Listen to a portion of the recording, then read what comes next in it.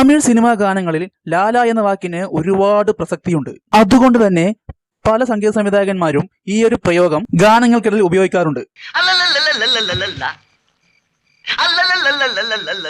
നമുക്ക് ഗാനങ്ങൾക്കിടയിലുള്ള ലാല പ്രയോഗങ്ങളെ കുറിച്ച് കേട്ടാലോ? മൗനരാഗത്തിലെ ഈ ഒരു ഗാനം,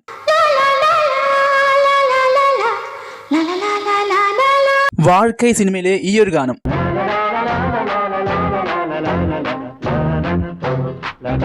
ജോഡി സിനിമയിലെ ഈ ഒരു മനോഹരമായ ഗാനം,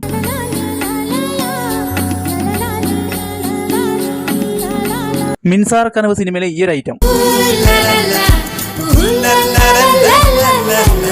തുള്ളാതെ മനവും തുള്ളു സിനിമയിലെ ഈ ഒരു all time hit item,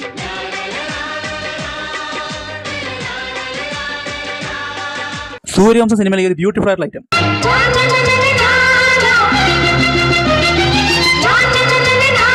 three സിനിമയിലെ ഈ ഒരു സംഭവം,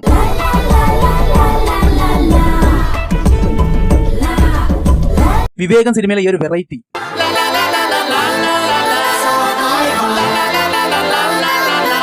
യാർഡിനി മോനി സിനിമയിലെ ഈ ഒരു ഫേവറേറ്റ് ഐറ്റം.